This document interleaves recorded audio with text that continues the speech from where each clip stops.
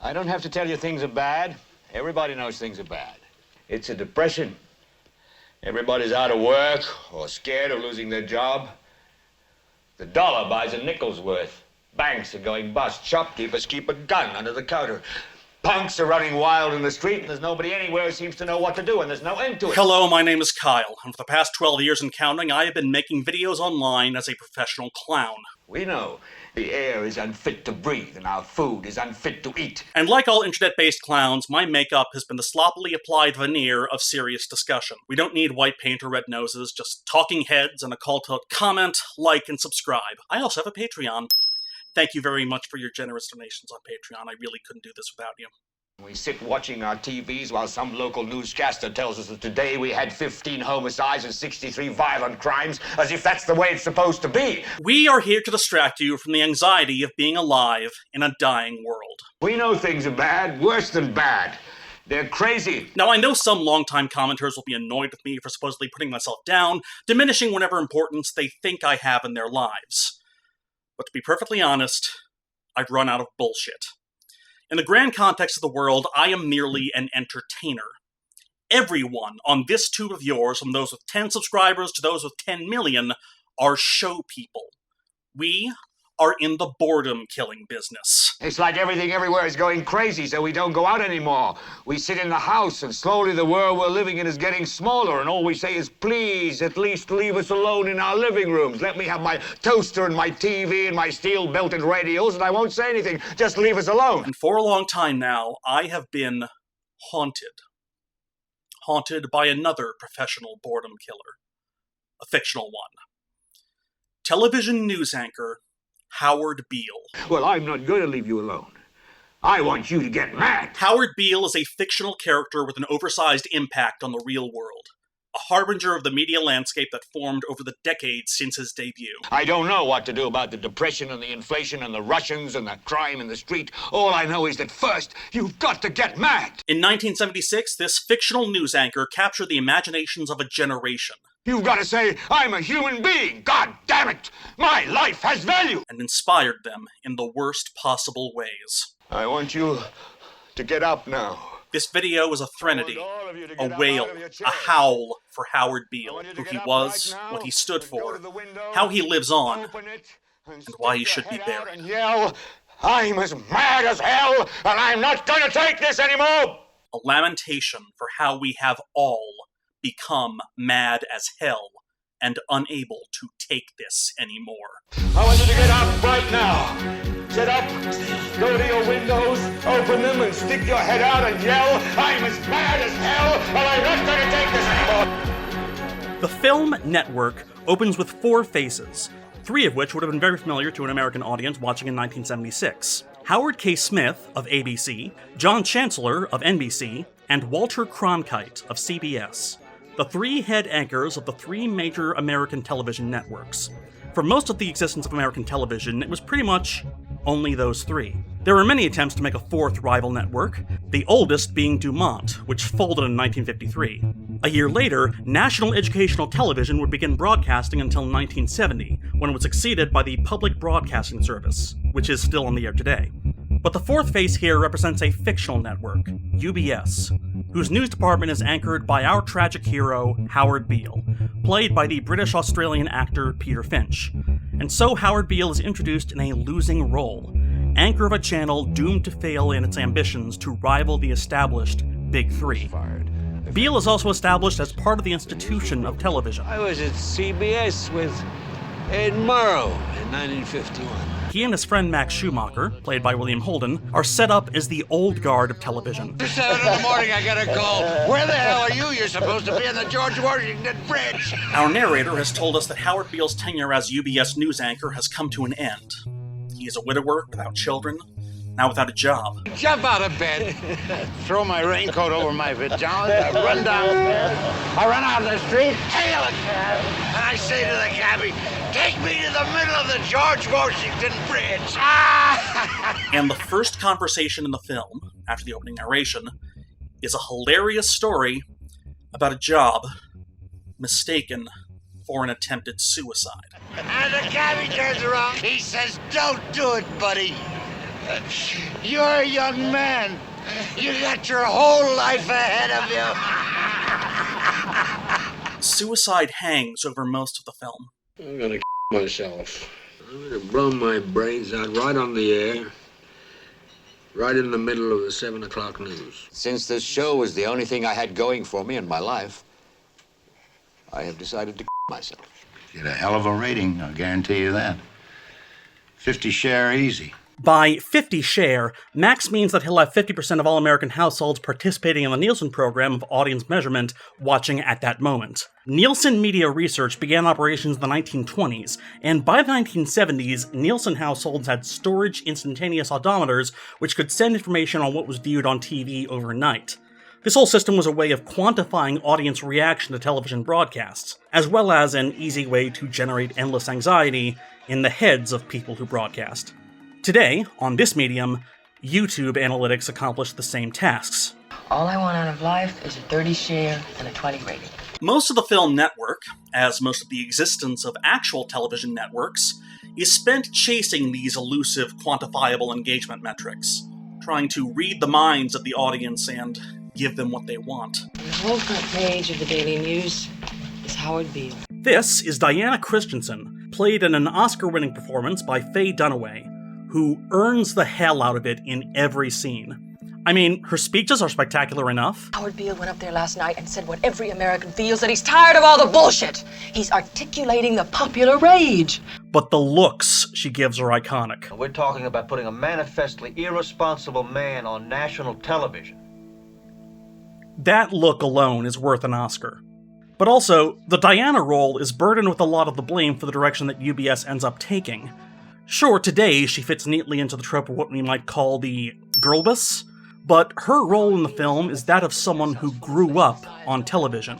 Someone whose ideas represent the future of where the medium is going. We've got a bunch of hobgoblin radicals called the Ecumenical Liberation Army who go around taking home movies of themselves robbing banks. We'd open each week's segment with that authentic footage, hire a couple of writers to write some story behind that footage, and we've got ourselves a series. A series about a bunch of bank-robbing gorillas? What are we going to call it, the Mao Zedong Hour? Hey folks, let's televise the revolution. You know, like that song, The Revolution Will and Should Be Televised? You know, that song we all know and understand? But the Diana role primarily exists because Chayefsky wanted her to be a foil for the old guard in Max, an old media versus new media ugly symbiotic relationship. And in true old Hollywood fashion, the representative of new media is also a femme fatale. I think I once gave a lecture at the University of Missouri. I was in the audience. I had a terrible schoolgirl crush on you for a couple of months. Oh boy, howdy. What are you doing for dinner tonight? This movie is 47 years old. The film seems to want to put most of the blame for the eventual state of television on the younger generation, represented in Diana as a vulnerability-free, ratings-grabbing machine, as if she's any more to blame than Max for enabling Howard's on-air meltdowns. I just ran out of bullshit. All right, cut him off. Leave him on. If this is how he wants to go out, this is how he goes out. Or network suit Frank Hackett, played by Robert Duvall, who gives this unbelievable speech. The division producing the lowest rate of return has been the news division. I know that historically news divisions are expected to lose money, but to our minds this philosophy is a wanton fiscal affront to be resolutely resisted. Or any of the other old men in suits pushing for a latter-day prophet denouncing the hypocrisy of our times. A latter-day prophet denouncing the hypocrisies of our time. Hey, that sounds pretty good. Including Beale himself. And what's wrong with being an angry prophet denouncing the hypocrisies of our times? Do you want to be an angry prophet denouncing the hypocrisies of our times? Yeah, I think I'd like to be an angry prophet denouncing the hypocrisies of our times. But it's Diana who gets called TV incarnate. You're television incarnate, Diana. Indifferent to suffering, insensitive to joy. All of life is reduced to the common rubble of banality.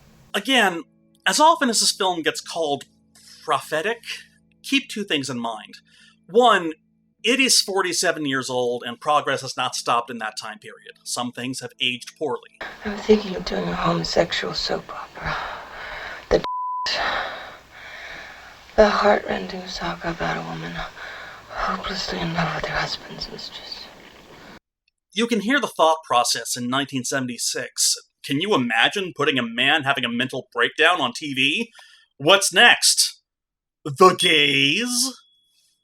And 2, calling the movie prophetic feels guided somehow. After all, the film uses the language, rhetoric, and iconography of a story about a prophet. Last night, I was awakened from a fitful sleep, and the voice said to me, I want you to tell the people the truth. Not an easy thing to do, because the people don't want to know the truth. He has a vision from a divine source, though the movie denies that he's meeting with any one specific god. What is this, the burning bush? For God's sake, I'm not Moses, and the voice said to me, and I'm not God. What has that got to do with it? And I said, why me? And the voice said, because you're on television, dummy. I think when Paddy Chayefsky wrote this, he had a much more subtle idea of a connection to the divine than what's present in most major religions. Then again, most of what I know of Paddy Chayefsky's personal theology comes from his next and last screenplay, Altered States, which is a movie about a man who gets so high he, quite literally, rejects humanity and returns to Munka. By all means, watch Ken Russell's Altered States. It is a great time. Chayefsky hated it. He was wrong. The simplest explanation for what happens to Howard Beale is that he has a manic mental breakdown and completely loses touch with reality. I'm imbued, Max. I'm imbued with some special spirit. It's not a religious feeling at all. It's a shocking eruption of great electrical energy. I feel vivid and flashing, as if suddenly I'd been plugged into some great electromagnetic field. I feel connected to all living things, to flowers, bats, all the animals in the world. I live to some great, unseen, living force. What I think is called power.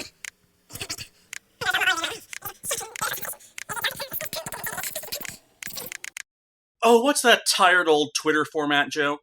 Men will literally say they're imbued with some special spirit in a shocking eruption of great electrical energy, vivid and flashing, as if suddenly they've been plugged into some great electromagnetic field connected to all living things, to flowers, birds, all the animals of the world, and even to some great unseen living force, what the Hindus call prana, in a shattering and beautiful sensation, the exalted flow of the space-time continuum, save that it is spaceless and timeless, of such loveliness on the verge of some great ultimate truth. Then go to therapy. That's such a mean joke format. We should change it somehow. Here's a detail that always stuck with me. In Max's opening anecdote, he says that he runs late to a story and runs out in a raincoat in his pajamas. And he tells this story to Howard. Take me to the middle of the George Washington Bridge. He even repeats this pajamas and raincoat story to a laughing office room. Don't do it, buddy. Don't do it. You're young. You got your whole life ahead of you. Right before he finds out that Frank Hackett wants to put Beale back on the air. I just come back from Frank Hackett's office, and he wants to put Howard back on the air tonight. And in the lead-up to the central scene of the film, Beale leaves home wearing, of all things, a raincoat over his pajamas, visually tying him to Max's story about apparent suicidal ideation. What do you do, Mr. Beale? I must make my witness. Sure thing, Mr. Beale. It's the outfit that he's wearing during the speech. I'm as mad as hell, and I'm not going to take this anymore. And yes, I realize that I'm wearing the same thing. I'm okay, really. I'm okay. I actually got suspended from Twitter while writing this video, and my mental health has gotten astronomically better. It is so much easier to be a normal person without a calcified record of every bridge you've ever burned, illuminated by the unfiltered id of the masses, raising your blood pressure. Just... I'm okay. An earlier draft of the script asked of this scene, "Is this Twitter?" And no, there's no way that many people on Twitter would agree on something. All the people posting in hashtag "I'm mad as hell and I'm not going to take it anymore" are full of soy. And that's quote tweeted with like a smiling picture of one of those kids from BTS. Or something like that. I haven't been on Twitter for a while. Nothing changes in Howard Beale when he says, "I'm mad as hell, I'm not going to take it anymore."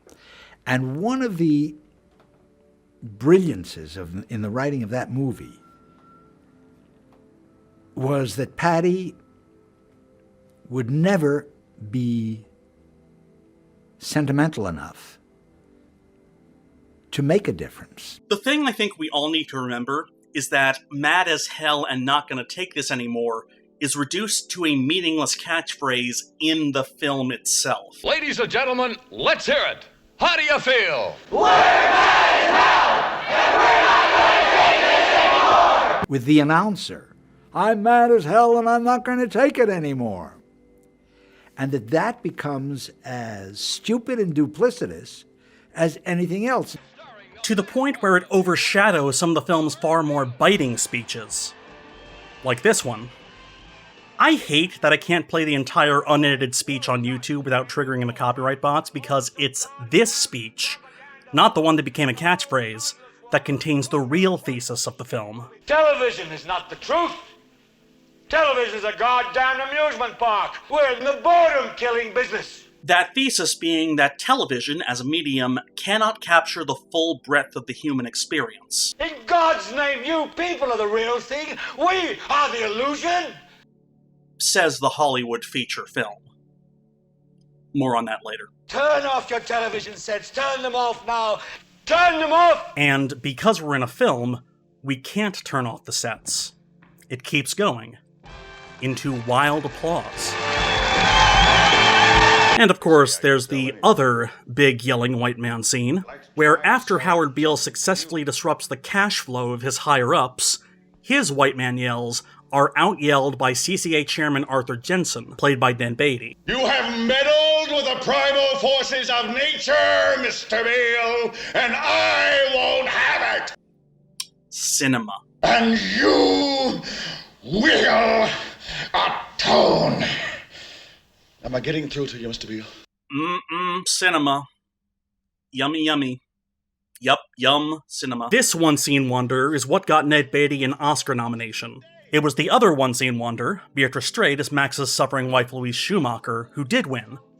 And she earns it. And if you can't work up a winter passion for me, the least I require is respect and allegiance. And in the process, setting the record for shortest Oscar-winning performance with a mere 5 minutes and 40 seconds of screen time. But that's all I have to say about her. Apologies. Because I have to talk about Beatty's speech, which is very ideologically relevant to our discussion. The world is a college of corporations, inexorably determined by the immutable bylaws of business. The world is a business, Mr. Beale. An ideological position can never be really successful until it is naturalized, and it cannot be naturalized while it is still thought of as a value rather than a fact. Accordingly, neoliberalism has sought to eliminate the very category of value in the ethical sense. Over the past 30 years, capitalist realism has successfully installed a business ontology in which it is simply obvious that everything in society, including healthcare and education, should be run as a business. I got this on Amazon. What do you think the Russians talk about in their councils of state? Karl Marx?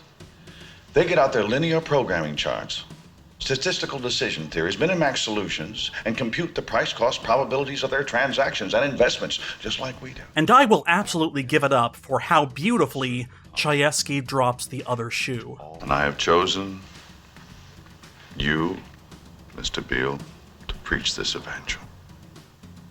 Why me?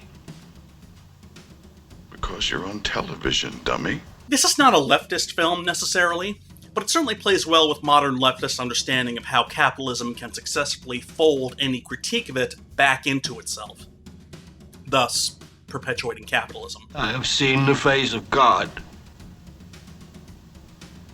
You just might be right, Mr. Beale. Speaking of screwing over leftists, there's a subplot where Diana produces a show starring a radical communist terror cell called the Ecumenical Liberation Army. The Ecumenical Liberation Army, that's not the one that kidnapped Patty Hearst. No, that's the Symbionese Liberation Army. This is the Ecumenical Liberation Army. This analog of Angela Davis and this unfortunate stereotype end up being the hosts of the aforementioned Mao Zedong Hour. Though I don't think anyone here is an actual Maoist. I'm Diana Christensen, a racist lackey of the imperialist ruling circles. I'm Laureen Hobbs, a badass commie. Sounds like the basis of a firm friendship. For most of the movie, Diana pretty much keeps them in, as the industry calls it, development hell.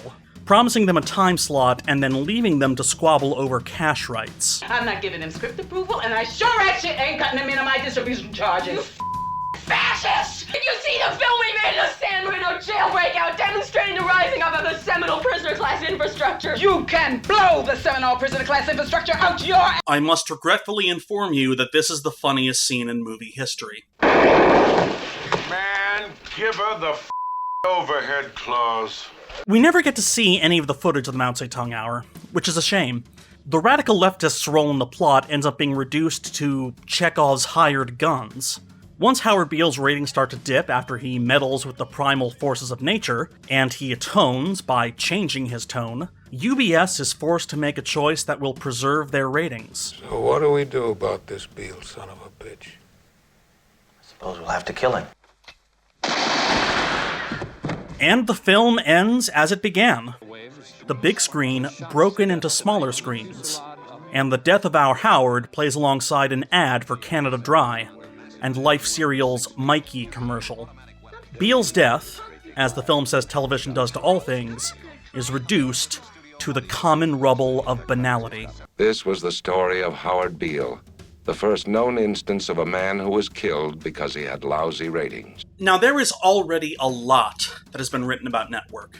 And I mean a lot. From the perspective of how great its director Sidney Lumet is, or how great its screenplay by Patrick Ketelaar is, or how great its actors are, from Faye Dunaway to William Holden to Ned Beatty to Beatrice Straight to Peter Finch.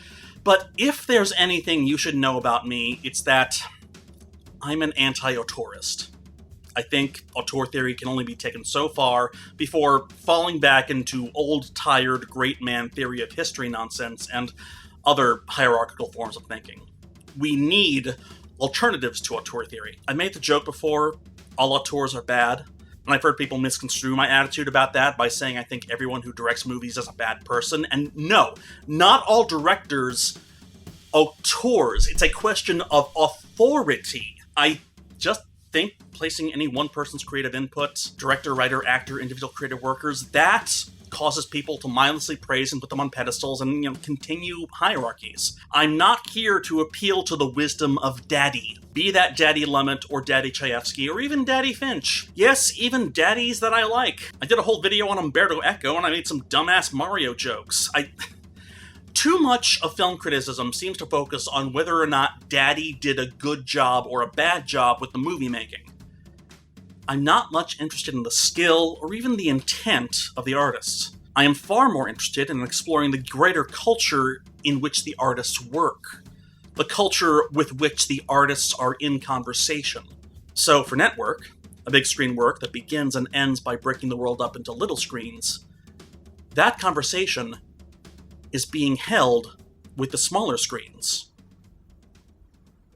So, let's talk TV.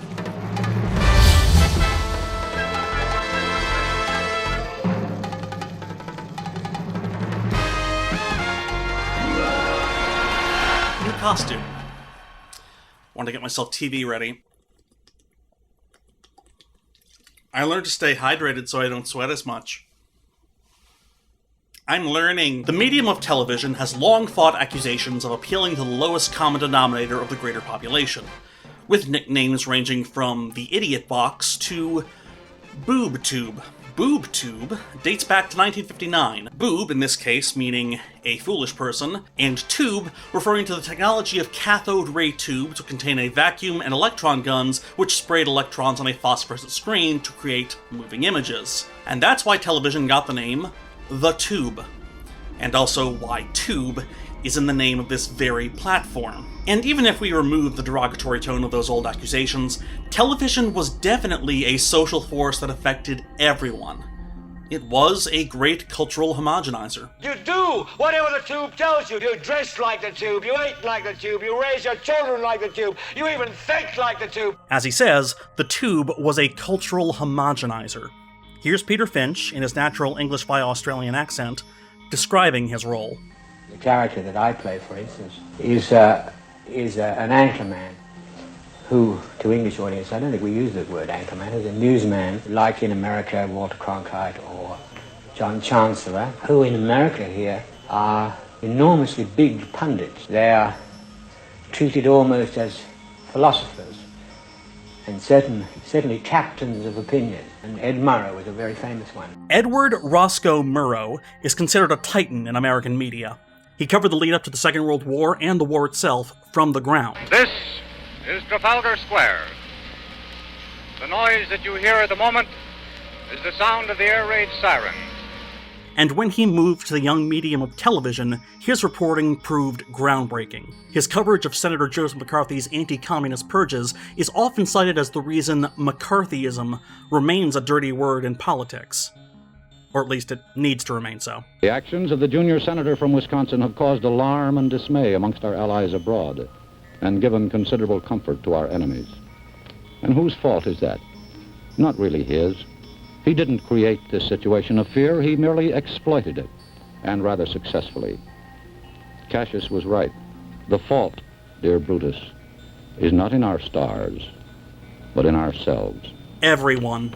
So having our leads being shown as alumni of the class of Murrow shows how deeply entrenched they are in the system of American television. No, Howard just brought in a picture of Ed Murrow and the whole CBS gang when we were there. Murrow was the first great American anchorman.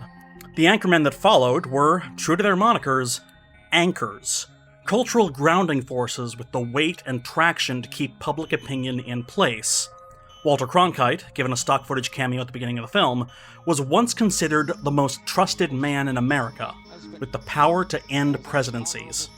This 1968 broadcast is often cited with dissuading Lyndon B. Johnson from seeking re-election. For it seems now more certain than ever that the bloody experience of Vietnam is to end in a stalemate. Of course, that wouldn't be the only memorable broadcast made by Walter Cronkite that year.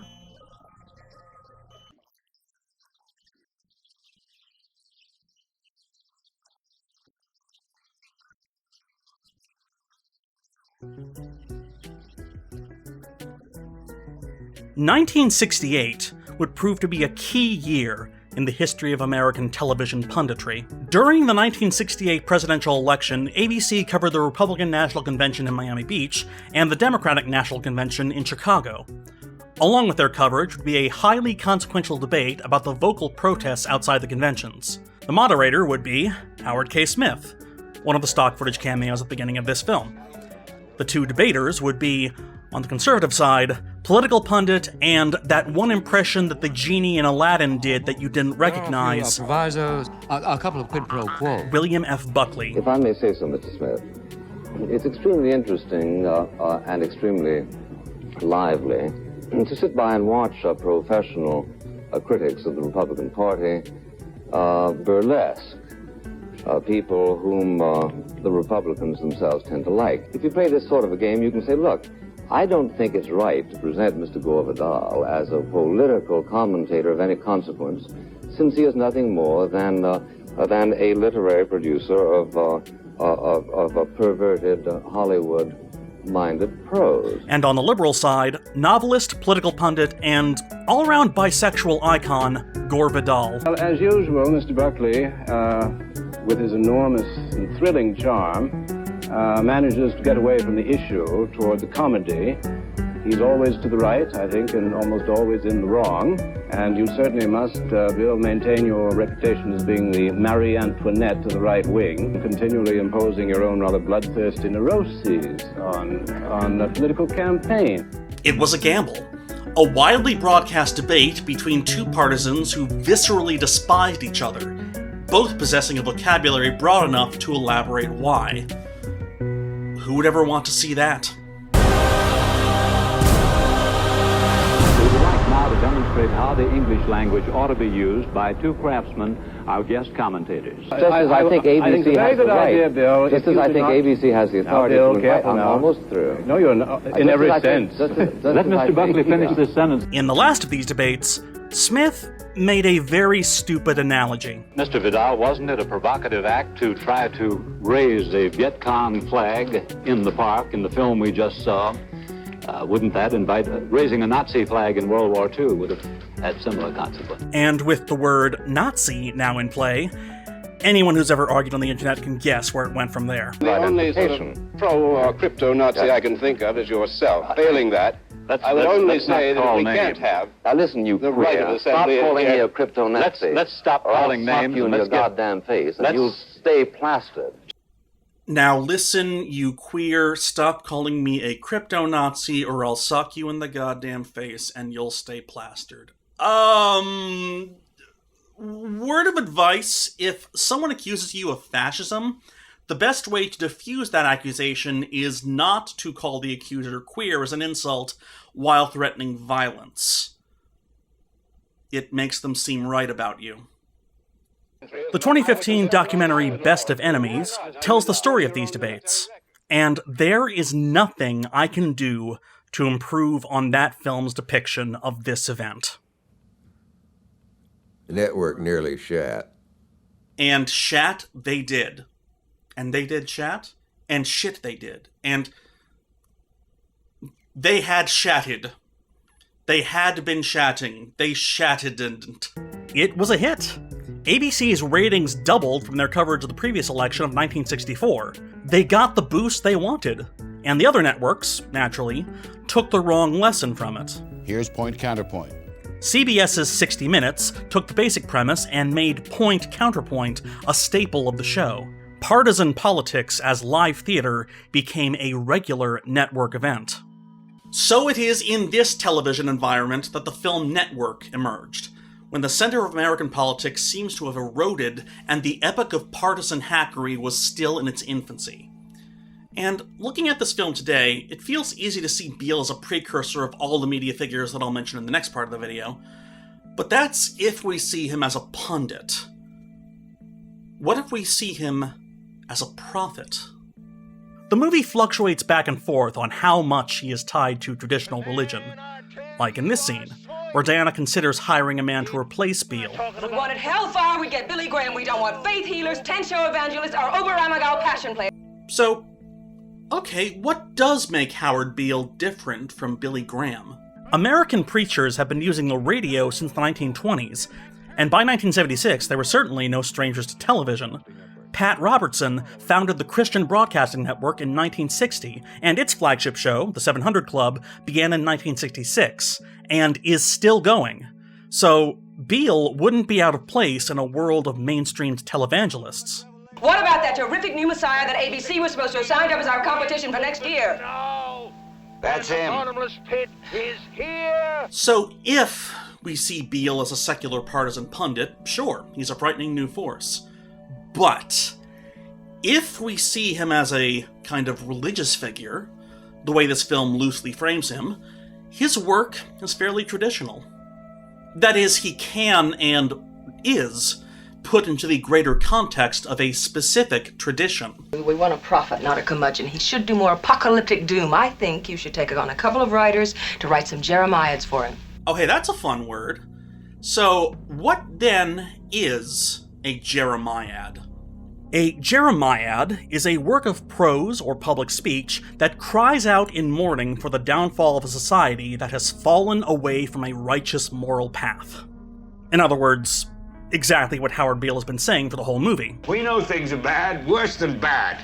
They're crazy. The Jeremiad is named for, of course, the prophet Jeremiah, who foresaw the destruction of the kingdom of Judah and the First Temple, and then spent several more books of the Bible going, "What did I say?" Key to the preachings of Jeremiah was that the original covenant with God has been broken, thus requiring a new covenant. Jeremiah, chapter 31, verse 31 through 33. Behold, those days are coming, declares the Lord, where I will make a new covenant with the house of Israel and the house of Judah, not like the covenant I made with their fathers on the day when I took them by the hand to bring them out of the land of Egypt, my covenant that they broke, though I was their husband, declares the Lord. For this is the covenant that I will make with the house of Israel after those days. Declares the Lord, I will put my law within them, I will write it on their hearts, and I will be their God, and they shall be my people. In Judaism, this new covenant, written on hearts and not stone, will be the beginnings of the diaspora, the beginnings of the practice of Judaism as a religion in exile. In Christianity, this new covenant will be seen as a prophecy of the coming of Jesus and the start of a new covenant or testament, and in American Christianity, the Jeremiah would have a very, very special place. New World, New Covenant. After all, the United States of America was partially founded by religious fanatics who would rather move to a whole new continent and colonize everyone who lived there instead of live next to people who spoke Dutch. Ever since John Winthrop borrowed a phrase from the Gospel of Matthew and said that this new colony should be as a city on a hill, the notion of American exceptionalism also produced a particularly American form of Jeremiad, one where this quote-unquote new world would also bring a chance for a new covenant with God.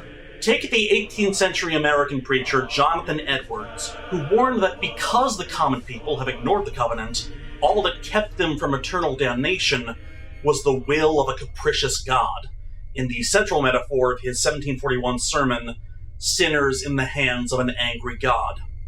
So that thus it is, that natural men are held in the hand of God over the pit of hell. They have deserved the fiery pit, and are already sentenced to it, and God is dreadfully provoked. His anger is as great towards them as to those that are actually suffering the executions of the fierceness of his wrath in hell, and they have done nothing in the least to appease or abate that anger. Neither is God in the least bound by any promise to hold him up one moment. The devil is waiting for them. Hell is gaping for them. The flames gather and flash about them and would fain lay hold on them and swallow them up. The fire pent up in their own hearts is struggling to break out, and they have no interest in any mediator. There are no means within reach that can be any security to them. Wow, more like congregation in the hands of a run-on sentence. In short, they have no refuge, nothing to take hold of. All that preserves them every moment is the mere arbitrary will and uncovenanted, unobliged forbearance of an incensed God. This is considered a classic of early American literature. In The American Jeremiad by Sekvan Berkovich, he wrote, "The ritual of the Jeremiad bespeaks an ideological consensus in moral, religious, economic, social, and intellectual matters unmatched in any other modern culture. And the power of consensus is nowhere more evident than the symbolic meaning of the Jeremiads infused into the term America. Only in the United States has nationalism carried with it the Christian meaning of the sacred. Only America, of all national designations, has assumed the combined force of eschatology and chauvinism." It's hard to talk about American exceptionalism without sounding like an American exceptionalist yourself, huh? Central to the ideology of American exceptionalism is this idea that America isn't just a nation-state, but a calling, an errand on earth, a divine mission from God to make America the best country in the history of countries or something. That thought can be followed through its use in the rhetoric of Emerson, Melville, and Whitman, and through the language of activism in the works of Frederick Douglass and W.E.B. Du Bois. And even 21st century neoliberals like Barack Obama use the Jeremiad. On both sides of the proverbial aisle, the rhetoric of the Jeremiad remains the same. We in America began with grand ideals that we have not fulfilled, but by God, often literally, we may save ourselves from ruination. USA, USA, USA. It almost sounds like palingenetic ultranationalism. Dare I say. Huh. That wasn't in the script. Should I put it in the final edit? I don't know, future Kyle. In this way, Howard Beale wouldn't be seen as someone innovating the medium of television, but as bringing back a much older, pre-television rhetoric. Just another preacher on a pulpit. Or he might be. One problem with Network is that it's very top-heavy.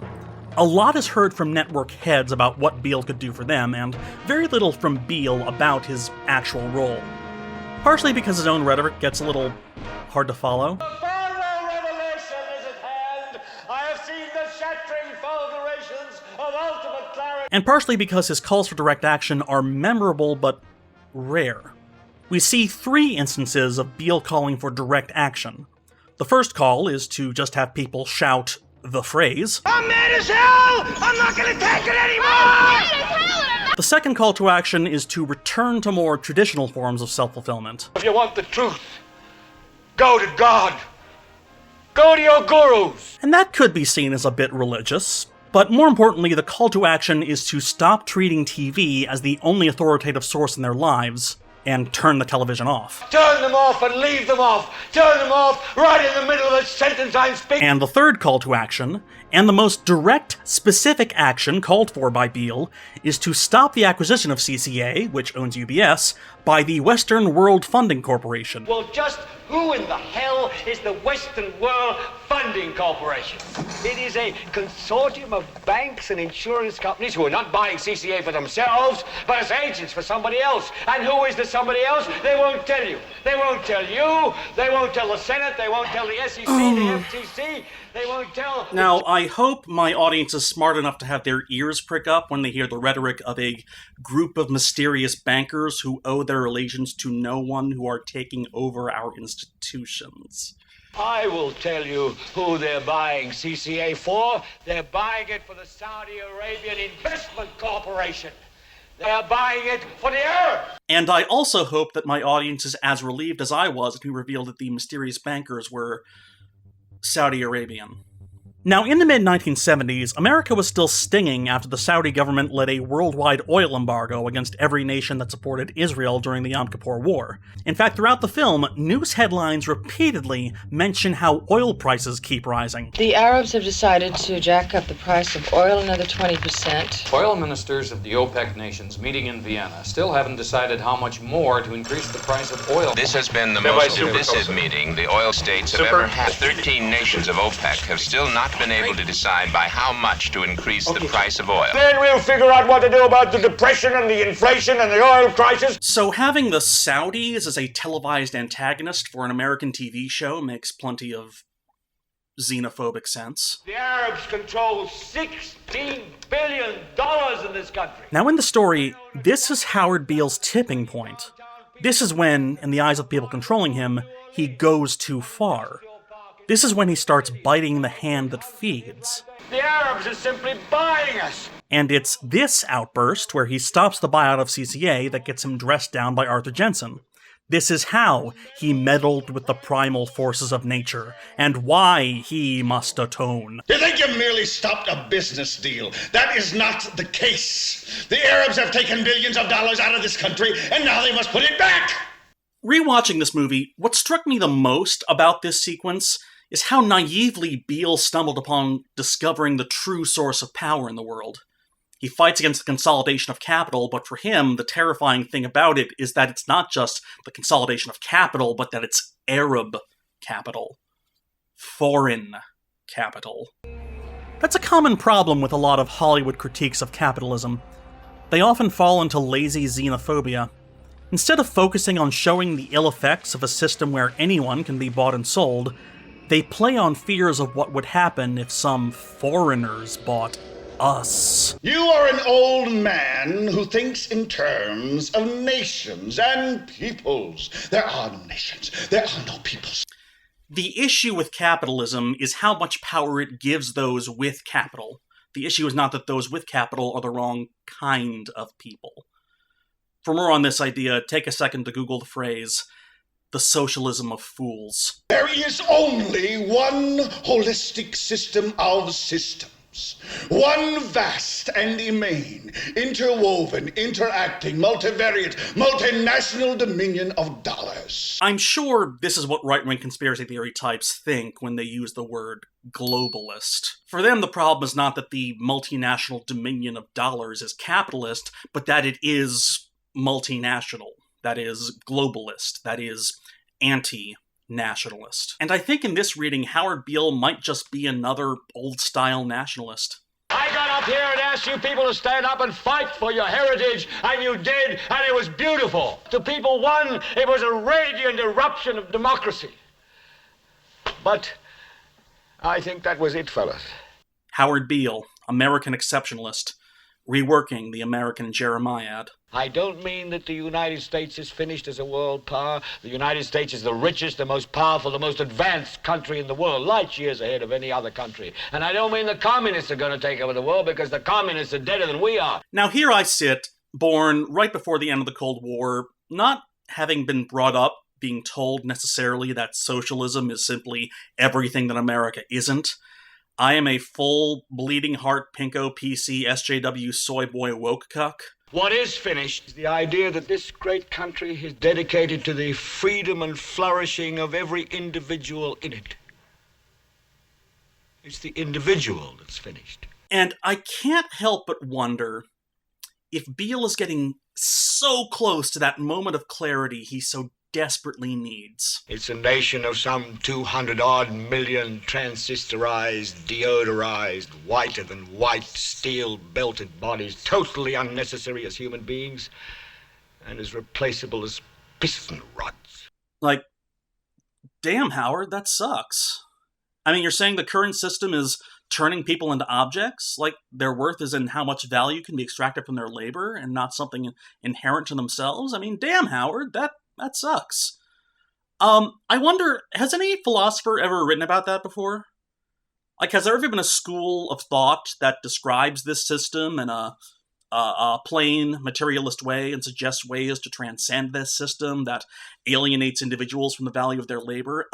Actually, didn't UBS hire some, pretty well-read people to lead into you? Maybe they can turn you on to some literature that might help you. Oh. Right. The leftists in this movie are only here to shoot guns. The black leftists are only in this movie to argue with each other and shoot guns. This movie is 47 years old. I should add that this film was not universally beloved on its release.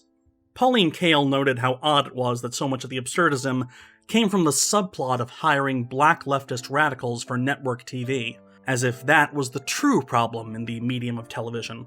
Kael also called it a messianic farce, with its various actors taking turns to yell at us soulless masses. Nevertheless, this hagiography of the fictional prophet Howard Beale captured the popular imagination. But despite his solid record of achievement, it was his performance in Network that belatedly brought him to the full attention of Hollywood. And it's particularly sad that he should have died just when the rewards that attend a successful actor were beginning to come his way.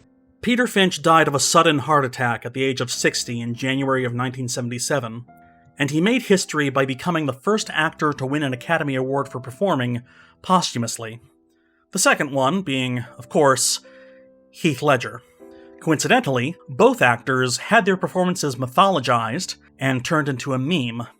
Just like how every bad faith online actor probably recites the all part of the plan monologue, so everyone started their own private Howard Beale impression. It makes me wonder how different pop culture might be if either actor lived to get their awards. Maybe Heath Ledger would have gone on talk shows and said, "You realize that the Joker should not be idolized, right? His view of the world is wrong, and it's proven wrong in the movie itself. People show that, given the choice, they can be kind and selfless. The Joker is wrong." By the same token, I can imagine Peter Finch snuffing out the popular conception of Howard Beale on talk shows. And so he's going to get fired. It doesn't matter how famous, how marvellous, how wonderful you are. If the ratings start to fall and the network so decides, you will go.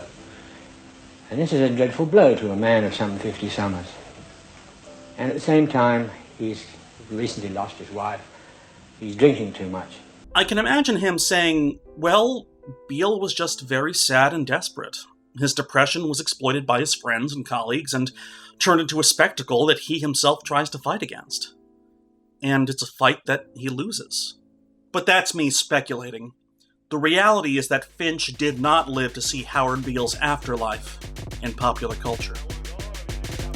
And what an afterlife. Get up right now, go to the window, open it, stick your head out and yell, "I'm as mad as hell, and I'm not going to take this anymore!" You can watch poorly performed knockoff versions of Howard Beale's mad as hell speech every night nowadays on any number of cable networks.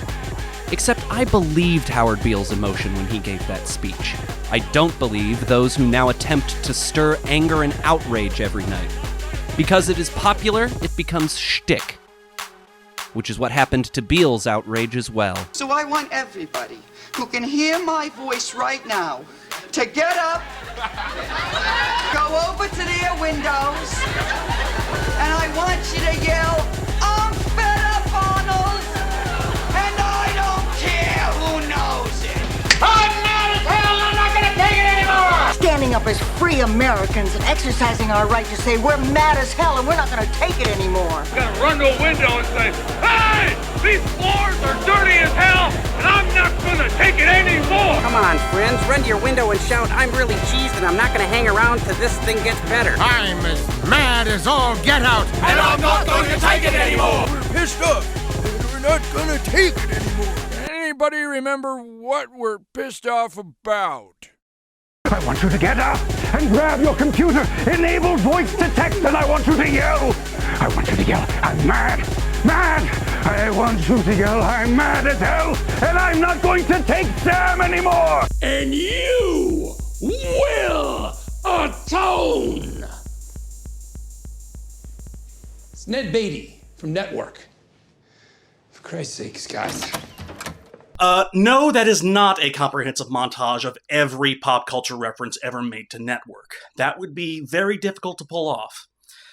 And also it would have to include Spike Lee's Bamboozled, which is, 1, a bummer, and 2, far too complex a film to be irresponsibly taken out of context. But I do recommend watching it, if you can stomach a brutal and violent satire of the history of black representation in American media. Anyway, back on topic. Network noticed a trend in television news. A trend it did not start, but rather dramatized. And that trend in television news was toward spectacle. Now, spectacle in news. That's hard for me to track. That's hard for anyone to track. I'll admit this is a huge subject I'm attempting to tackle. Massive, even. Massive as mass media itself. The gradual mutation of TV news slowly, irrevocably continued, becoming more outrageous and more entertainment-focused. Everybody's mad as hell, but they're not sure what at. Point-counterpoint kept going strong and became the stuff of parody. Jane, you ignorant slut. This was a popular catchphrase. You are allowed to cringe. The big three networks exploded into dozens with the advent of cable. Ted Turner launched the Cable News Network in 1980, starting the 24-hour news cycle. One early hit was Crossfire, hosted by Pat Buchanan and Tom Braden, launching in 1982. It is my humble duty tonight to introduce you to the Grand and Imperial Wizard of the Invisible Knights of the Ku Klux Klan. Oof. Issue 2, Elephant Hunt. The McLaughlin Group also began in 1982, making its way through public broadcast stations across the country, making heated roundtable discussions of politics a regular spectacle. Bonds. Bumper stays. Novak. It's ridiculously safe. Jamond. Yeah, exactly. Kondracki. Safe. Who said that the seat was anything but safe? You did! It would also become the stuff of parody. Issue number 5. What number am I thinking of? Pat Buchanan. Geez, 82. Wrong, Eleanor Clift. Is it between 1 and 100? Don't skirt the issue. And in this time, the news became more cinematic. It's hard to imagine a more cinematic sound than John Williams, who wrote the NBC Nightly News theme in 1985. NBC Nightly News with Tom Brokaw. But the true effects of journalistic spectacle were subtle. In 1987, James L. Brooks directed a film that contained a far more insightful and subtle critique of how cinematic spectacle damaged journalistic ethics than anything in Network. In broadcast news, an anchor, played by William Hurt, airs a story he shot where he interviews a victim of SA, a story that ends up making his career. I'm sorry. I promised myself I wasn't going to cry. Can you spot what's wrong with this scene? Do you know how Tom had tears in his eyes? Ask yourself how we were able to see that when he only had one camera and it was pointed at the girl during the entire interview. Oh, it kills me we didn't get you on camera. So powerful seeing your reaction. Really? For a second there, I thought you were going to cry yourself. In filmmaking, acting out a scene twice and shooting it from another angle to capture another person's reaction is just standard procedure. To do an interview twice just to capture the journalist acting out his tears? That's just playing fiction as fact. Thank you very much for your attendance at such short notice. The true watershed year for American news media would be 1996. In that year, 2 new cable channels would be launched. The first was the Microsoft National Broadcasting Company, made with the original Big Three network NBC and Microsoft. The second was launched by Rupert Murdoch, who, in the 80s, had used his News Corporation to buy up the shell of DuMont and a dozen other local stations to create the Fox Broadcasting Company, the first truly successful fourth network. Murdoch used its success to launch another channel in the News Corporation empire. How delighted I am that we've now reached this moment when we can firmly announce the starting of a Fox News channel. Both of these networks would successfully rival CNN, and in the process mutate the news landscape even further, especially after the biggest story of the new century broke. There was a fight it from inside. Looks like 7 floors were taken out. There's another one. And there's more explosions right now. Hold on, people are running. Hold on. With a terrified viewership now clinging for any news, 24-hour news cycles became essential viewing. And in this time, Fox News positioned itself as a counterweight to the supposedly left-biased other media. Or, as its eternally bullshit slogan declared, they were fair and balanced. The 2004 MoveOn.org distributed Robert Greenwald-directed documentary Outfoxed, Rupert Murdoch's War on Journalism, blew that myth away with the classic cinematic language of montage. Some people say that you may be setting up Sharpton for a run against Hillary. The idea behind journalism is that you're sourcing who you're referring to. This is just sort of a clever way of inserting political opinion. Some people say it's just too violent, there's too much blood. Some people say Robert Greenwald's documentaries are generally okay, but I'm mainly bringing up Outfoxed because of this one interview late in the film. It's ironic. It's been, 30 years since Patty Chayefsky wrote Network. But I really believe those pathetic words that were spoken by Peter Finch when he finally got out of the chair and said, "It's time. Go to the window, shake your fist, and say, 'I'm mad as hell. I'm not going to take it anymore.'" I think those are resonant words. But that analogy doesn't work. I mean, let's really ask ourselves. In this analogy, wouldn't Howard Beale be on Fox News? Now everybody to the propaganda. By 2004, a new Big Three networks had formed. 3 24-hour news cycles with competing ideologies and competing viewerships. Fox News had become the network to beat. Bill O'Reilly dominated cable ratings, as he loved to remind his audience, with MSNBC's Countdown with Keith Olbermann set up as a direct rival. It was a cross-channel game of escalation. CNN's Crossfire kept going strong into the 21st century, with its rotating hosts eventually landing on Paul Begala and Tucker Carlson, until a memorable encounter with a man who made it his mission to mock the 24-hour news cycle. Here's just what I wanted to tell you guys. Yeah. Stop.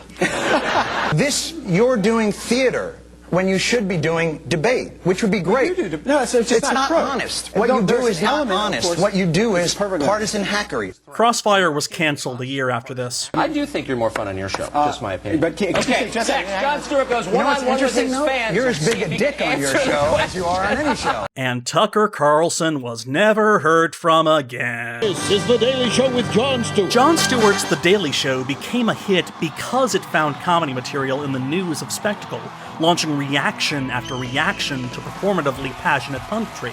Fox News had made the Jeremiad a nightly ritual, and many commenters before me have made the connection between Howard Beale and Fox News, even non-American ones.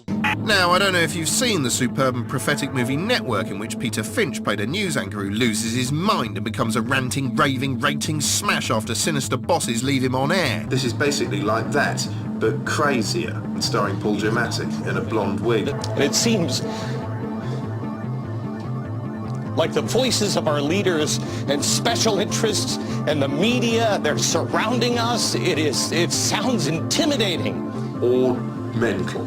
Charlie Brooker would also do a sort of retelling of Network with his Black Mirror episode 15 Million Merits, where Daniel Kaluuya plays out a reality show version of 1984, ending with a savage, desperate howl of rage. F*** you for happening! F*** you for me! For us! For everyone! F*** you! And he, like Howard Beale, has his genuine burst of emotion folded back into the system and made into a hollow performance. Farewell forever. To the same time next week. But if I'm going to talk about the legacy of Network, I have to talk about the man who all but declared himself to be the legacy of Network. It's impossible to describe what it feels like to be handed the same award that was given to Patty Chayefsky 35 years ago for another movie with Network in the title. The first time I saw Network was a 2 p.m. screening when I was 15. The second time I saw it was the 5 p.m. screening. Probably didn't even understand what I'd just seen, but I was thrilled by it. What hit me hardest was the power of Chayefsky's language. His dialogue in Network is like a fleet of Apache attack helicopters appearing over the horizon, coming right at you. I'm Aaron Sorkin.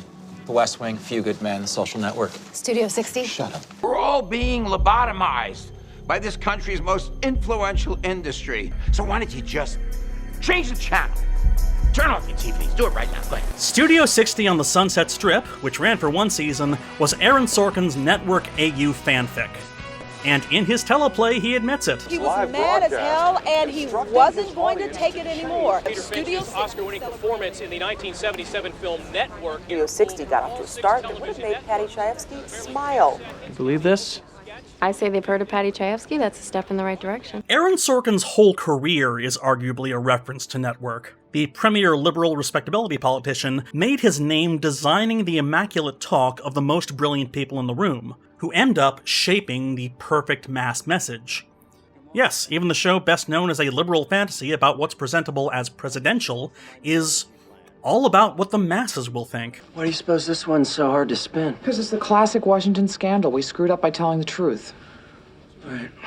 Let's try not to do that much. And the story which won him an Oscar is, like Network, about a man's emotionally driven destructive experimentations with a new medium, and the radical social consequences of those experiments. But The Social Network, as a legal drama about social media, was always a Web 2.0 story by a Web 1.0 writer. His writing often feels like he's trying to recreate the world that existed at the start of Network, going back to the people who made television, yet weren't raised on it. I guess the most prophetic thing about the film is that many news organizations have stopped making journalistic decisions and have gone all in on commercial decisions. Sorkin is great about dramatizing the people who shape media, but he never had a grasp of the new media that followed. Sit down. We're gonna post a response on the site. No. Yeah, we gotta post a response to someone. It's a bad idea. Why? You don't know these people. Neither do you. Oh, yes, I do. What's wrong with them? Nobody knows. Aaron Sorkin always felt like he underestimated the internet. To be a very unusual social structure. For instance, there's a leader who seems to pride herself on her organizational skills and a certain amount of discipline. She does seem to do an awful lot of scolding. You post it in the wrong place, stay on topic, people, don't use capital letters. Josh Lyman is picking a fight with the moderator.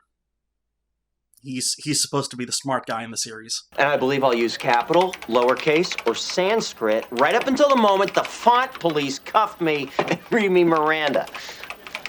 That'll show him. It's all right. It's a funny scene. The internet people are going crazy. You're kidding. Meanwhile, on the internet, getting mad as hell was just baseline behavior, unencumbered by an older class of standards and practices, and on some sites even without moderators. It allowed a new generation of pundits to find audiences outside of the television system. Cenk Uyghur's The Young Turks were initially unable to get a foot in the door of the old networks. So, he took his group away from that tube of theirs, and onto this tube of yours. So why did we pick the Young Turks name? Because it meant young progressives looking to overthrow the established system. They also committed the Armenian genocide, which is probably why they prefer TYT now. Cenk Uyghur would eventually turn his YouTube success into mainstream recognition, partially helping to turn the very platform upon which you are watching this video into the media behemoth it is now. And, for better or worse, Uyghur understood what television had become and why it worked. In real life, what I would do is say, all right, now shut the up and I'm going to tell you what it's about. They don't do that on television, and that's why television is boring, okay? And Bill O'Reilly does do it, and you might think he's a dick, but he's also #1 on television. We're just worried because we're slight, right? right? I need to point out that these clips are from a documentary about Cenk Uygur called, fittingly, Mad as Hell. I don't think it's that big a deal to lose your temper over that. The major networks continued on their path, while the online media landscape took shape and played catch-up, interweaving and shaping each other into the endless howl that is the Anglophone media landscape. Lied so often and so persistently that the boy cried wolf, and they didn't trust the media anymore. Everything that was discussed about television in that movie has happened. Everyone in every part of this media landscape wound up taking all the wrong lessons from the film.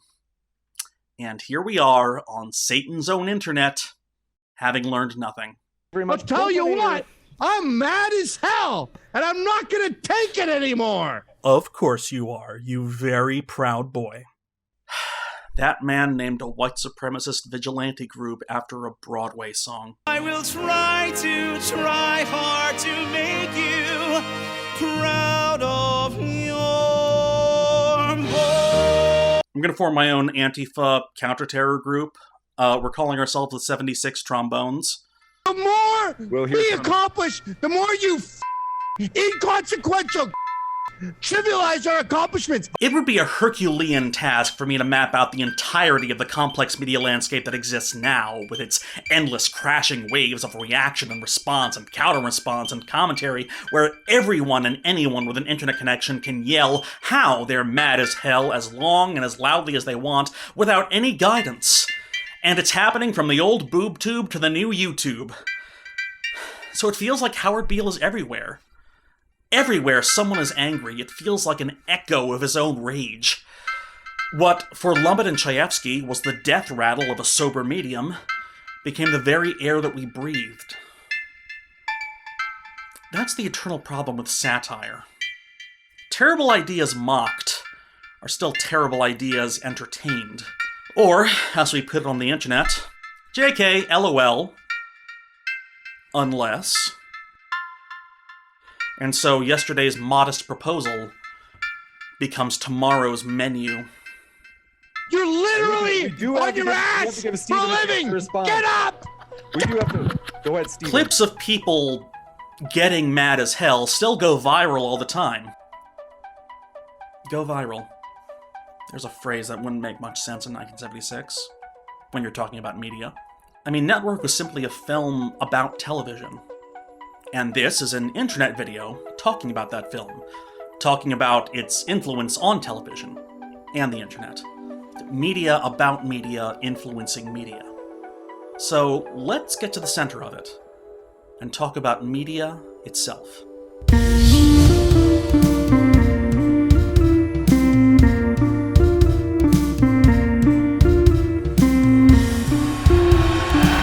Digital humanities scholar Kathleen Fitzpatrick, in her paper Network: The Other Cold War, argued that network might be best understood as a tension between two mediums, film and television, mediums that had been in competition for decades, and still are. Network can be usefully read as a document of the anxiety of obsolescence, and thus the site of one skirmish in the cultural conflict that one might think of as the other Cold War. Network reveals the détente between film and television, the superpowers of the entertainment industry, during this late moment in the Cold War era. On the one hand, during the late 1970s, television was experiencing its own anxiety as its cultural dominance began to show signs of weakness. On the other hand, one must remember that even during this Hollywood renaissance of the 1970s, which Pauline Kael has referred to as the one true golden age, what the film industry was fighting for was a place within a complex of media and popular entertainment industries that was dominated more completely than ever before or since by the television broadcast networks. In other words, the makers of media were fighting for attention from a massive viewing public. True then, true now. And new media, wherever it comes from, upsets the old media as it enters that fight. And because no one can talk about 20th century media without quoting Marshall McLuhan, any new medium, by its acceleration, disrupts the lives and investments of whole communities. In that same book, Understanding Media, McLuhan also wrote that all meaning alters with acceleration because all patterns of personal and political interdependence change with any acceleration of information. Some feel keenly that speed-up has impoverished the world they knew by changing its forms of human interassociation. There is nothing new or strange in a parochial preference for those pseudo-events that happen to enter into the composition of society just before the electric revolution of this century. The student of media soon comes to expect the new media of any period whatever to be classed as pseudo by those who have acquired the patterns of earlier media, whatever they may happen to be. Old and new media have always had a toxic relationship. Come to think of it, it's a toxic relationship dramatized in the film itself, played out as an old man and his affair with his young female co-worker. The anxiety of competing mediums is turned into a patriarchal melodrama, where all the old media can do is shout and enable and make things worse, and yet somehow, the new media always gets the blame. You're television incarnate, Diana. Diana Christensen did nothing wrong, except for calling for murder.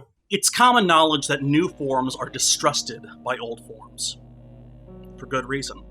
Every time a new medium, a new information distributing technology is created, massive cultural upheavals follow. In Mesopotamia, in China, and Mesoamerica, writing is created, and with it a new literate class which could administrate and give laws, leaving the illiterate classes as mere barbarians. Sculpture and representational arts are used to mimic nature, and religions start to revolve around the proper use of these icons, some even prohibiting them. The printing press is invented. Someone uses it to translate certain sacred texts, and suddenly people are more interested in hearing what their neighbors have to say more than the old priest class. Photography is invented and refined over a century, and old powers suddenly find it harder to control official narratives. Take, for example, the Congo Free State, where atrocities committed under the watch of Belgian King Leopold II led to a global investigation and denouncement of his rule. Leopold fought back with a propaganda war, one that he lost against published testimonies and photographic evidence. In 1905, Mark Twain wrote a satirical pamphlet, Leopold's Soliloquy, imagining the king raging against his enemies, the greatest of which was the Kodak. The Kodak has been a sore calamity to us, the most powerful enemy that has confronted us indeed. In the early years, we had no trouble in getting the press to expose the tales of the mutilations as slanders, lies, inventions of the busybody American missionaries and exasperated foreigners who found the open door of the Berlin-Congo Charter closed against them when they innocently went out there to trade. And by the press's help, we got the Christian nations everywhere to turn an irritated and unbelieving ear to those tales and say hard things about the tellers of them. Yes, all things went harmoniously and pleasantly in those good days, and I was looked up to as the benefactor of a downtrodden and friendless people. Then all of a sudden came the crash. That is to say, the incorruptible Kodak, and all the harmony went to hell. The only witness I have encountered in my long experience that I couldn't bribe. Every Yankee missionary and every interrupted trader sent home and got one, and now, oh well, the pictures get sneaked around everywhere, in spite of all we can do to ferret them out and suppress them. 10,000 pulpits and 10,000 presses are saying the good word for me all the time, and placidly and convincingly denying the mutilations. Then that trivial little Kodak that a child can carry in its pocket gets up, uttering never a word, and knocks them dumb. The power of photography in the Congo was proof that a new form of media could document the abuses of power in a way that directly challenged it. For a time. That was 1905, remember. Over a century since, there have been many crimes against humanity committed by many nation-states against many peoples, with mountains of photographic evidence documenting them.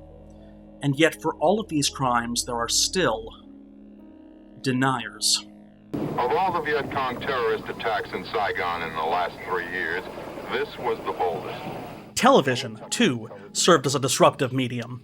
America was losing badly in its war in Vietnam, and Americans knew it because of the simple fact that American journalists were able to show it on television. TV in the 60s turned the American public against the Vietnam War, and in the 70s, the president who inherited and escalated that war resigned, rather than face a lengthy and possibly televised impeachment hearing. What about television?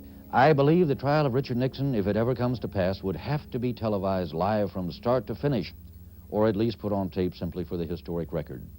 The people would have to have some opportunity to see for themselves if the trial were fair. Thus, we have the older, slower medium of the feature film expressing its anxiety over the disruptive potential of the newer, faster medium of the live television broadcast. This tube can make or break presidents, popes, prime ministers. This tube is the most awesome goddamn force in the whole godless world. And woe is us if it ever falls into the hands of the wrong people. But even over time, as the film predicted, television would be a suppressive force. America certainly fought in many wars since Vietnam, but none would be as thoroughly televised as Vietnam was. Nixon's media strategist would go on to serve under Reagan, and then go into television himself, and founded a 24-hour news network that would ensure no Republican president would lose office for impeachable offenses ever again. Since Fox News was founded in 1996, there have been 10-ish separate American-involved wars and 3 impeachments. And little in American society has fundamentally changed. And then, of course, there's the new news. The internet. A state of constant upheaval and pushback. An endless, silent howl. The internet is a terrible place. Actually, no, the world is a terrible place. The internet is just a document of it. Actually, no, not even that. The world is as terrible as it is wondrous, as it is mundane, as it is extraordinary, as cruel as it is kind. And all of those things are on the internet as well. It is, as the internet's current poet laureate described it, everything, all of the time, a little bit of everything, all of the time. So if network can be read as a legacy medium, film, wailing in fear of the rising influence of the new medium, television, how can we read film as grandchildren of both media, while operating within another new media with an immediacy, a spontaneity, a ubiquity, and a utility surpassing the dinosaurs of cinema and broadcast? How should the internet generation read network? Here the jokes write themselves. Mainstream media boomer has meltdown over woke media with a thumbnail putting Peter Finch's face next to that crying kid that the most annoying YouTubers can't stop using. I genuinely hope that kid is okay. I hope they're having a very chill time. I hope they have ice cream. But really, there's a question that's haunted me for a long time now. If the inciting incident of network were to occur today, if, in reality, not fiction, a news anchor were to announce their suicide on camera, would anyone care? In the film, we never glean much of what the audience feels about Beale's Jeremiads. We hear plenty from inside the network, plenty of thoughts from the men in suits whose bank accounts depend on the success of UBS and the Howard Beale Show. It's a big, fat, big-titted hit! Get the #1 show in television! But the actual audience for the Howard Beale Show is distant. It's hard to get actual opinions from Nielsen ratings. Sure, they had letters and such. Go down to the mailroom. As of this minute, over 14,000 telegrams. The response is sensational. But we never learn what they say. We don't actually know what the people have to say beyond parroting the catchphrase. How do you feel? It's not like anyone who made this film could conceive of a comment section. So, regarding those letters, we don't know if that mass reaction contained messages of agreement, or messages of cruelty, encouraging Beale to follow through on his original promise. And we all know that messages like that could exist. We've all read comment sections. We know what some people are like. And we also know, since we all know what comments are like, that there must have been messages of concern, of empathy and kindness, of people hoping that Howard is getting the kind of help and support he so clearly needs. Because if one thing is clear about watching Peter Finch's performance as Howard Beale, it's that Howard Beale is suffering and needs help. Or maybe there are people complaining about how he threw his dead wife under the bus by complaining about their marriage on TV. And I was married for 33 years of shrill, shrieking fraud. I'm sorry, but you devote decades of your life to someone and the only words you have to describe her are shrieking and shrill? Excuse me? Are you sexist as hell and expecting all of us to take it ever more? Yes, we are canceling fictional character Howard Beale. By the way, let's roll back the discourse around cancel culture and recognize its roots as a facetious attempt to get new media to act the way old media used to. A television-centric popular culture had shows canceled out of poor ratings or public scandal. And for a medium that was on supply and not demand, that meant an offender canceled was an offender removed from public view. But the internet gives media figures a ubiquity and a permanence unfiltered by a board of standards and practices like one would see on a traditional television network. Not just broadcast once, but broadcast, re-uploaded, reposted, and shared virally. And so once upon a time on the internet, when someone was canceled, it was something of a joke. Something of a way to reapply the self-correcting principles of older media. There is no network to cancel personality XYZ, and therefore only the audience can cancel personality XYZ. Oh, the horror. Finally, a way to understand an audience's wishes in a qualitative way, and not the quantitative rating systems. How we fear the masses, while needing the masses, even while being a part of the masses. I've learned not to trust anyone who complains about cancel culture, from the right or the left. Those who complain about cancel culture often cannot or will not address criticism out of a hyperbolic fear of an imagined median audience whose trust they fear they have forever lost. That's all being canceled is. The realization that you've lost people's trust.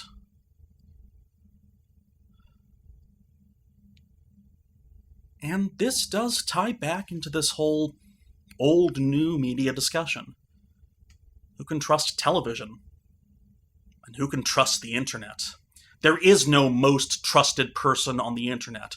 Just a gaggle of wannabe patriarchs and the unknown heroes that re-edit their ramblings to make them say goofy shit. Can anyone remember the entire so-called alphabet? A, B, E, S, G, I, E, K, YouTube poops are praxis. You can quote me on that. If you're Dutch, ask yourself, why? Although YouTuber discursive spaces have been thoroughly transformed ever since the great Shannon Strucci deconstructed and subsequently mainstreamed the term parasocial relationship, it remains a fundamental fact that the parasocial relationship is the central driving force of the content creator economy. And it always has. Millions of Americans had a parasocial relationship with Walter Cronkite, and with Edward Murrow before him. But that center is gone. Demagogues are plentiful, but in the sea of knowledge we are adrift. Without anchors. And I know I'm saying this with the center framing and camera eye contact of a YouTuber who wants to be taken seriously, but let's be real. I know the game. And I know how poorly I play it. Most of my income comes through Patreon, through people who decide that I'm worth $2 a month because they want to hear more of my voice, see more of my face, and express more of my thoughts. And every month, I need to prove that I am still worth supporting, that I'm still worth the parasocial relationship. And it's a fine line to walk. Because I do not want a parasocial relationship with my audience. I'm terrified of my audience. My audience has been incredibly invasive in the past. My audience has made my relationships their own and ruined them. My audience has hurt people that I cared about. because of me. I mean, I've considered that other ways that other YouTubers engage, and that terrifies me. For every comment I get worrying about my mental health, every time I self-deprecate on camera, I think about how many YouTubers should doubt themselves. You think Andrew Tate would have turned so many kids into rabid sexists if he didn't have the confidence of a cult leader? You think Steven Crowder would be making queer people afraid to go out in public if he just once thought about who he was hurting? Do you think popular leftist white Twitch debater would laugh it off every time he trended on Twitter if he once considered that his combative debate tactics posed a danger to anyone on his stream who wasn't himself? Real talk, I would rather languish in obscurity and anonymity than be anything like those monsters. I would rather be known by no one than have the rabid fan bases curated by those fork-tongued solipsists. Having fans? It's scary. It's so scary I've tried getting rid of them. In the past few years, I've started doing things on this channel that, deliberately, in order to be less likable, I've screamed at the camera. I've broken my own algorithm. Before my Twitter was permanently suspended, which is wonderful, by the way. I have never been happier. Thank you. I used to have regular public breakdowns about how terrible of a person I know myself to be. I have canceled myself. Don't be a fan of me. Definitely don't stan me. Don't stan anyone, let alone me. You know the song Stan Ends, right? A fifth of vodka and a murder-suicide. Over Eminem. The things that random fans have done out of supposed protection of or concern for me terrifies me to my core. The thousands out there, the thousands of clicks on these videos, each one is a new pair of eyes to judge and condemn. And fans, do not forget that the word of fan is fanatic. Heaven save me from fans. Heaven save all of us from fans. You, thousands of people who consider yourselves fans, don't expect us tiny little people on the screen to save you. We are pixels, not people. I have already been filmed doing these actions weeks ago, and by the time this video hits your retinas, I will have already moved on to some other project that will hopefully not burn me out. Oh, if Patty Chayefsky thought TV people were in the boredom-killing business, holy Christ on avocado toast. I have known so many internet people, and hear me when I tell you that more than half the time the boredom they are trying to kill is their own. Leftist YouTubers won't save the world. I certainly won't. I majored in theater. We are the thing you put on while you eat and forget about your immediate problems. We can't force change when you're just there, sitting there trying to live your life. We have all put our hopes into the ridiculous belief in a potential pop culture perestroika, when we know the only way popular culture can liberate us is if we are liberated from it. No gods, no masters, no stands, no fandoms. You have lied to yourselves, you poor things. You have always had the choice not to stan. You have known this. It is not knowledge that you lack. You know how to change the world. And it's not by sitting there watching my dumb, sweaty face. Turn this video off and go to your friends. Turn this video off and go to your town halls and talk about real, material things that you can do to improve your communities. Start mutual aid funds. Counter-protest fascists in the streets and online. Plant community gardens. Do anything but waste your finite life watching a 35-year-old man scream at a camera in his living room. Turn this video off!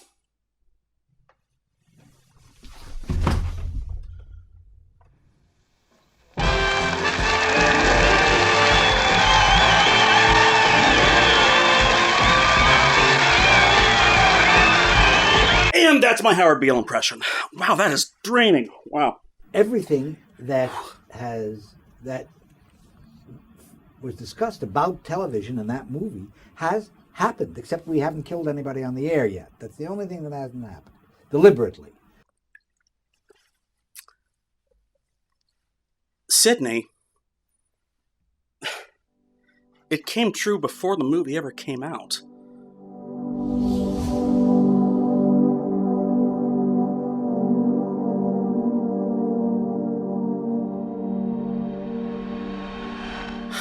One name must be said when talking about network, and it must be said carefully. And that name is Christine Chubbuck. I will show only this still image of her, since footage of her is famously hard to find. And the most famous footage of her is her own death. Christine Chubbuck was a reporter for the ABC affiliate channel WXLT-TV in Sarasota, Florida. She suffered from severe depression and suicidal ideation. She did not approve of WXLT's exploitative journalism practices. And on July 15th, 1974, she came to work. Okay, everyone, we're getting close. Her life story would be dramatized in this 2016 film, where she was played by Rebecca Hall. She read some national news stories, then introduced a local story about a shooting at a restaurant. When the film of the story jammed, Christine, on live television, did this. In keeping with the WZRB policy and complete reports of local blood and guts, TV 30 presents what is believed to be a television first. In living color and exclusive coverage of an attempted suicide. She had written the whole report, planned it. She even wrote the report on her own death to be read aloud by whatever anchor would replace her. The story spread the old-fashioned way, via word of mouth. Hey, did you hear about that reporter who shot herself on live TV? You know, wild, right? There's no concrete proof that the tragedy of Christine Chubbuck directly inspired Network, but according to David Itzkoff's Mad as Hell, The Making of Network and the Fateful Vision of the Angriest Man in Movies, one draft of the script had Beale declare that he, quote, will blow my brains out right on the air. Like that girl in Florida. That line didn't make the final cut. But I'm not going to leave you alone. I want you to get mad. Actress Caitlin Scheel would tell Chubbuck's story in a more metatextual way in the mockumentary Kate Plays Christine. All I know is that first, you've got to get mad.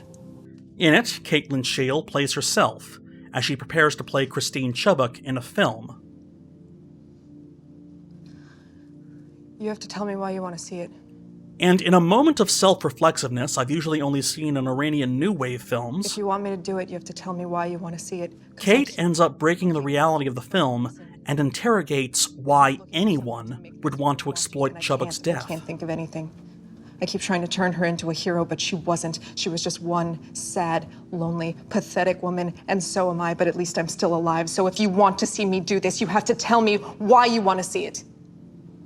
I keep looking for an angle to make her death worth more than her life, and there just isn't one. There just isn't one. So if you want to see me do it, you have to tell me why. Give me a f***ing reason. Let's remember that. Let's remember that underneath all the anger on TV, all the anger on the internet, all the anger in mimicry or mockery of this fictional character, a fictional character potentially bred of a real tragedy, that anger sprung from a massive well of despair. Since this show was the only thing I had going for me in my life, I have decided to kill myself. The tragedy of Howard Beale and the tragedy of Christine Chubbuck are the same. They needed help. They needed kindness. They needed community. Instead, the massive machinery of mass media swallowed their images and turned them into hollow spectacle. There is a genuine mental toll for those who study media, those who make media, those who report on tragedy and are expected to move through life dispassionately in spite of it. There are those who spread hate into the world, there are those who are inflicted with that hate. People on all sides of media. Remember the people. And more importantly, let's remember what media is. It's from Latin, meaning in the center of, the medium. Media is the thing in the middle of us. Just another way to reach people, a form of communication. Television, the internet, all art, all communication, it's the thing that happens between people. And it's people who will always, always, always hold the true power in the world. To quote the poet, "The revolution will not be right back after a message about a white tornado, white lightning, or white people. You will not have to worry about a dove in your bedroom, the tiger in your tank, or the giant in your toilet bowl. The revolution will not go better with Coke. The revolution will not fight germs that may cause bad breath. The revolution will put you in the driver's seat. The revolution will not be televised. Will not be televised. Will not be televised. Will not be televised. The revolution will be no rerun, brothers. The revolution will be live." Now, far be it from me to white-splain Gil Scott-Heron's poem, so I'll let him explain it. Well, you know, the catchphrase, what that was all about, the revolution will not be televised, that was about the fact that the first change that takes place is in your mind. You have to change your mind before you change the way you live and the way you move. So when Heron wrote that the revolution will not be televised, he meant that true change could not be televised. The medium of television was insufficient to capture it. A medium with that much oversight and dependence on advertisement could not portray true change. And the revolution will be live remains true. Change does not happen on this tiny little screen. It happens in the heart and mind of the person watching that screen. But the question then follows, is the internet a sufficient enough medium to capture the revolution? The revolution will be live, but does that mean it can be live streamed? Well, live is a frightening thing to witness online. Everyone on this planet above a certain age saw 2 skyscrapers collapsing on live TV. Harassment campaigns are live, surely. Mass shootings have been live streamed. Surely every moment you spend online is live. Every post, every reply, every argument is live. Getting into arguments online, there's a trap. It's certainly not any way to create new knowledge. An online argument is just a game of anger chicken where the two of you infuriate each other to the point where one of you breaks the terms of service and gets banned. Anger. Anger is the great driving force of mass media. The network heads knew it, and so do the great algorithms of social media, rewarding our rage against our enemies and so conquering our time. And all the algorithms do is just respond to human behavior, and human behavior is addicted to anger. And I can tell that just by looking at the videos I made with the most engagement. My most watched videos have been the ones that anger people. Anonymous and my anti-Stratfordian rant. There's my anti-DW Griffith screed, which is full of people in the comments saying, "No, this is an important movie, you can't tell me not to watch it." I'm not telling you not to watch it, I give you reasons at the end. It's in the title of the... And then there's my video essay, which blew up recently, about the documentary For All Mankind, which has attracted the most obnoxious form of commenter, the conspiracy theorist. Conspiracy theorists are not worth entertaining. That is an antenna, not a wire holding the astronaut up. If it was a wire, then it would bend at the point of connection to the astronaut because it was supporting his whole weight.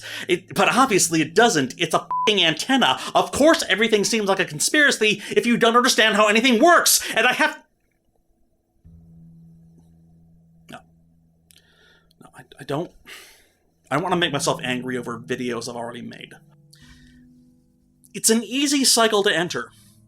Some stranger gets mad at you, and then you get mad at yourself for putting so much time and effort into a video that it's just going to make more people angry, and that's going to attract more anger, and it eats your soul. It eats everyone's soul. My therapist once told me that anger was the emotion of self-defense. It is the body rising up and saying, "I am me, I am worth protecting." Well, protecting from what? Anger is also easy to direct, and very easy to misdirect towards an intended victim. I don't need to tell you how many people have been unalived, as the people have to say now, because their very existence has made someone mad as hell, and because he was armed and ready, decided that he wasn't going to take it anymore. The rhetoric of anger is just something that we should recognize.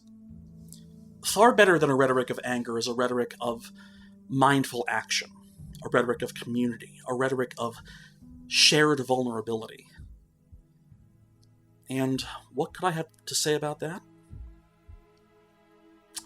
Well, I majored in theater. In peace, there's nothing so becomes a man as modest stillness and humility. But when the blast of war blows in our ears, then imitate the action of the tiger. Stiffen the sinews, summon up the blood, disguise fair nature with hard-favored rage. Then lend the eye a terrible aspect. Let pry through the portage of the head like the brass cannon. Let the brow o'erwhelm it, as fearfully as to the galled rock, or hang and jutty as confounded base, swilled with the wild and wasteful ocean. Now set the teeth, and stretch the nostril wide. Hold hard the breath, and bend up every spirit to his full height, said Shakespeare's Henry V, giving his soldiers acting advice. Remember that these are all performances. We are all actors playing the parts of pundits. Peter Finch died before the film's release and made history as the first actor to win the Academy Award for Best Lead Performance posthumously. And what a beautiful, sad character he created. Howard Beale, you never lived, and yet I mourn you. I mourn that your story ended with you rolling back into despair, telling the story of dehumanization without the hope of a better world. I mourn that you were martyred for the sake of increasing the wealth of a small group of people in a boring room. What a terrible pun you are. A martyred prophet, martyred for profit. And I mourn that the lesson so many took from your story, including me, is that anger in itself is engagement. That anger in itself is action. That anger in itself is the end instead of the start. And I wish I had learned that lesson sooner. Us clowns on this tube of yours are ultimately performers. Never forget that. Of course, these performances are meant to stir emotion within you. We want to stir emotion with you. We want you to care about people who are being hurt. We want you to be angry that the world is being destroyed so a tiny few can reap the profit. We want to shock you into action against systems that oppress. We want you to see the injustices we see and get mad.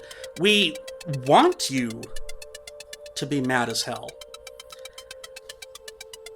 But that's the easy part. That's the easy part. Getting mad as hell is easy. The true challenge, the challenge that will last lifetimes, is not taking it anymore.